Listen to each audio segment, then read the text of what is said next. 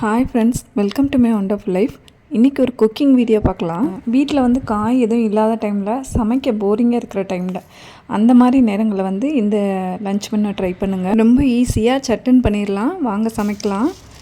So இப்போ வந்து கொஞ்சம் கடலைப்பருப்பை வந்து நான் தண்ணியில் ஊற வச்சுக்க போகிறேன். இது குழம்பு தாளிக்கிறதுக்கு வேணும். கடலைப்பருப்பு வந்து டேரெக்டாக தாளிப்புக்கு சேர்க்கும் போது கடுக்கடுன்னு இருக்கும். ஸோ அதனால் இந்த மாதிரி ஒரு 10 மினிட்ஸ் வந்து ஊற வச்சு ஆட் பண்ணிக்கிட்டோன்னா நல்லாயிருக்கும். ஸோ இப்போ நம்ம வந்து பருப்பு துவையலுக்கு ரெடி பண்ணிடலாம். ஃபஸ்ட்டு வந்துட்டு இந்த மாதிரி முழு பாசி பயிரை வந்துட்டு அடுப்பு சிம்லேயே வச்சு நல்லா வாசம் வர வரைக்கும் வறுத்து எடுத்துக்கலாம்.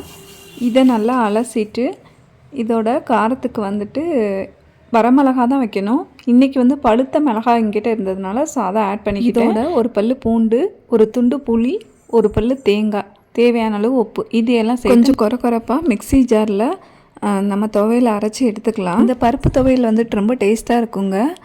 இது ஹெல்த்தியும் கூட. இது வந்து புளி சாதம், ரச சாதம், லெமன் சாதம் இதோடலாம் வச்சு சாப்பிட்றதுக்கு ரொம்ப நல்லாயிருக்கும். சுடு சாதத்துலேயும் போட்டு சாப்பிட்லாங்க. அடுத்து வந்துட்டு இருக்கிறதுலே ரொம்ப ஈஸியான டேஸ்ட்டான ஒரு புளி தண்ணி வந்து தாளித்து விட்டுறலாம் வாங்க. இது மலைக்கு ரொம்ப டேஸ்ட்டாக இருக்குங்க சாப்பிட்றதுக்கு.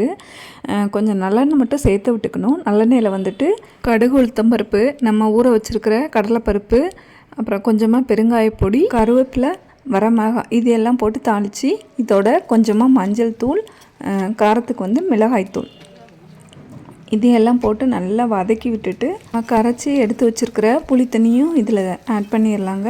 புளி வந்து நல்லா தண்ணி நிறைய ஆட் பண்ணி கரைச்சி வச்சிடணும். இது வந்துட்டு ரசம் மாதிரி கொஞ்சம் நிறைய ஊற்றி சாப்பிட்டா தான் நல்லா டேஸ்ட்டாக இருக்கும். ஸோ அதனால் கொஞ்சம் நிறைய வச்சுக்கலாம். இது வந்து கொதி வந்ததுக்கப்புறமேட்டி மூடி போட்டு ஒரு 10 மினிட்ஸ் வந்து நல்லா கொதிக்க விடணும். அப்போ தான் அந்த புளியோட பச்சை வாசம் போய் குழம்பு நல்லா டேஸ்ட்டாக இருக்கும். இப்போ குழம்புக்கு தேவையான அளவு நம்ம உப்பு ஆட் பண்ணிக்கலாம். குழம்பு ரெடி ஆயிடுச்சு.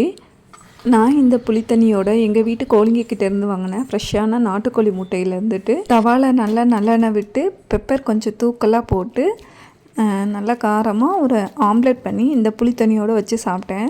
செம்ம டேஸ்ட்டாக இருந்தது இந்த பருப்பு துவை. இந்த ஆம்லெட் புளித்தண்ணி காம்பினேஷன் வந்துட்டு. ஸோ ஃப்ரெண்ட்ஸ், வீடியோஸ்லாம் பிடிச்சிருந்ததுன்னா சேனல் வந்து தொடர்ந்து பாருங்கள். அப்படியே வீடியோஸை வந்துட்டு உங்கள் ஃப்ரெண்ட்ஸ் அண்ட் ஃபேமிலிக்கும் கொஞ்சம் ஷேர் பண்ணி விடுங்க ஃப்ரெண்ட்ஸ். மறக்காமல் மை ஒண்டர்ஃபுல் லைஃப் அப்படிங்கிற என் சேனலை சப்ஸ்கிரைப் பண்ணிக்கோங்க ஃப்ரெண்ட்ஸ். இப்போ வரைக்கும் என்னை சப்போர்ட் பண்ணி சப்ஸ்கிரைப் பண்ண என்னோடய ஃப்ரெண்ட்ஸ் எல்லாத்துக்குமே பெரிய தேங்க்ஸ் ஃப்ரெண்ட்ஸ்.